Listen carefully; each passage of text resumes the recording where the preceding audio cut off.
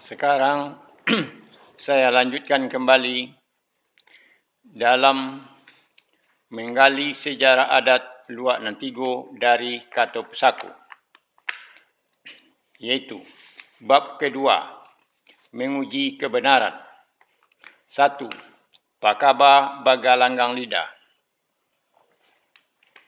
Pakaba adalah orang yang menyampaikan kabar kepada orang lain dengan bercerita. Bagalanggang lidah adalah berbicara langsung di tengah gelanggang atau di tempat keramaian. Pakaba Bagalanggang lidah adalah orang yang menyampaikan kabar cerita berbicara langsung di tengah gelanggang atau di tempat keramaian. Di zaman dahulu, semasa adat sudah mulai merata di Luak Nantuo sebelum abad Masehi. Semasa Sultan Paduka Basa Datuk Katumanggungan dan Jatang Sultan Balun Datuk Parapati Nasabatang memimpin kerajaan Dusun Tuo di Limo Kaum Luak Nantuo. Pakaba atau tukang-tukang cerita sudah mulai ada. Mereka hadir di tengah keramaian. Pada waktu peraturan adat, maisi adat dan manuang limbago mulai diberlakukan, yaitu mengadakan perjamuan alek membantai kabau selama 7 hari 7 malam dalam rangka menegakkan gelar Pusako Adat Datuk. Sesudah acara menegakkan gelar Pusako Adat Datuk selesai selama 3 hari dan hari-hari selanjutnya dimeriahkan dengan permainan anak nagari sebagai hiburan. Kemudian, di permainan anak nagari ini dilanjutkan pula dalam rangka perhelatan perkawinan selama 7 hari 7 malam. Dimulai pada waktu Jatang Sultan Balun, Datuk Parapati Nasabatang menyerahkan 5 ekor kuda putih bertali cindai dan membawa seorang wanita bernama Putih Samputi untuk dijodohkan dengan Sultan Paduka Basa Datuk Katumanggungan di Sungai Tarap. Sebagai rasa tunduknya Jatang Sultan Balun Datuk Parapati Nasabatang kepada kakaknya, Sultan Paduka Basa Datuk Katumanggungan, dalam sejarah Batu Batikam di Limo Kaum, Luak Nantuo. Dalam merayakan perhelatan pernikahan Sultan Paduka Basa Datuk Katumanggungan dengan Putih Samputi ini, Sultan Paduka Basa Datuk Katumanggungan memerintahkan kepada kemanakannya Kilap Cayo Datuk Bandaro Putih untuk membuat dan menyiapkan perhelatan itu selama 7 hari 7 malam. Tujuannya adalah, pertama, menghormati atas ketulusan hati dari adik tirinya Jatang Sultan Balun Datuk Parapati Nasabatang atas ketundukannya dalam sejarah Batu Batikam. Kedua, memberikan contoh teladan kepada para datuk yang lain dan para penduduk dalam suatu perhelatan di Pancak Galanggang Rami. Tujuannya, di samping merayakan perhelatan pernikahan, juga sebagai hiburan bagi para penduduk.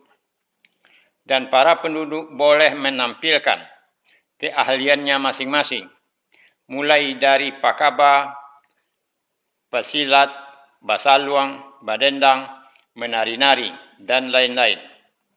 Dalam pertunjukan para penduduk ini, tentu saja mencari untung, karena pada waktu itu belum ada uang sebagai alat pembayaran yang sah.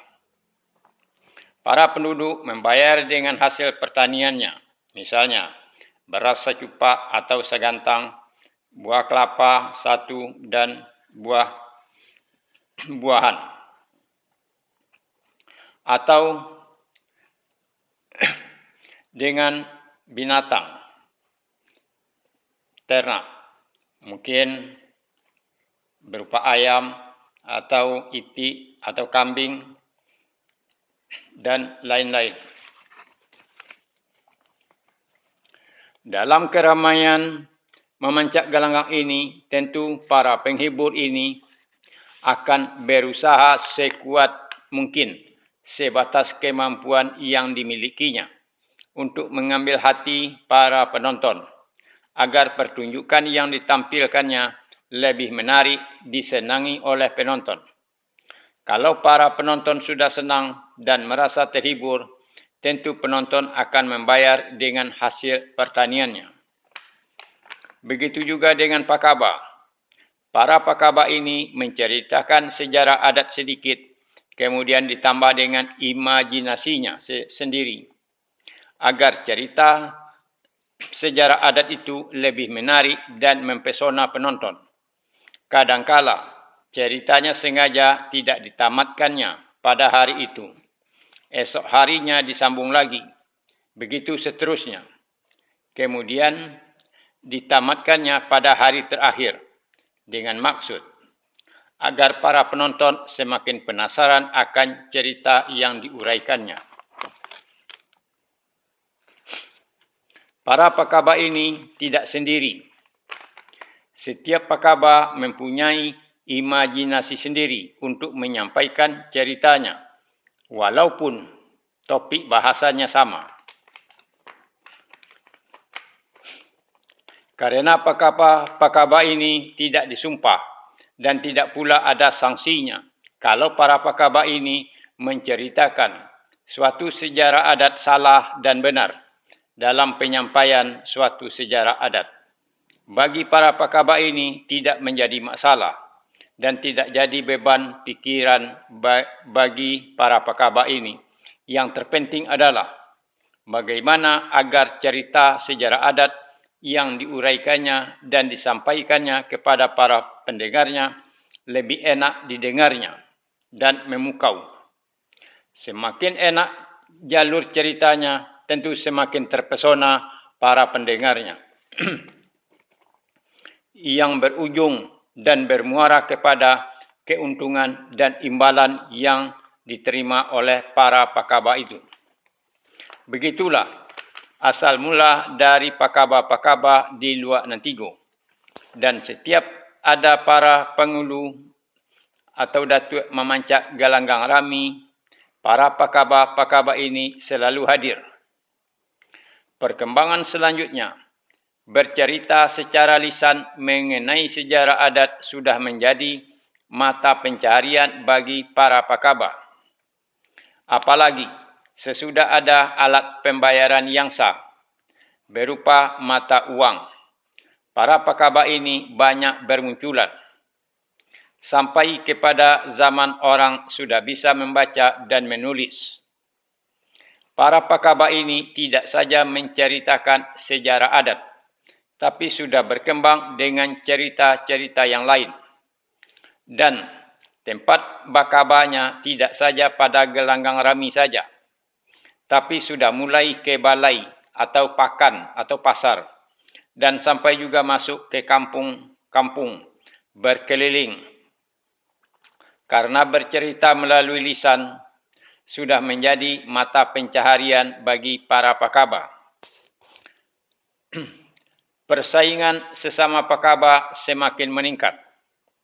Salah satu memenangkan persaingan itu tentu dengan mengemas suatu cerita yang disenangi oleh para pendengarnya, dengan menambahkan berupa pantun, baik pantun-pantun yang berhubungan dengan adat maupun pantun-pantun muda-mudi, juga pantun-pantun penderitaan. Bagi para pendengar, pakaba-pakaba ini diceritakan pula kepada orang lain. Bagi yang mendengarnya diceritakan pula kepada yang lainnya. Begitulah seterusnya, turun-temurun. Hanya yang menjadi masalah adalah tidak semua orang daya tangkapnya terhadap suatu cerita yang didengarnya sama. Ada daya tangkap seseorang baik dan ada pula daya tangkapnya kurang baik. Akhirnya cerita itu sudah menjadi dongengan yang tidak masuk di akal sehat. Itulah asal mula dari Pakaba. Sampai di sini dahulu mengenai Pakaba. Nanti akan dilanjutkan dengan tulisan berikutnya, yaitu tulisan Tambo. Terima kasih.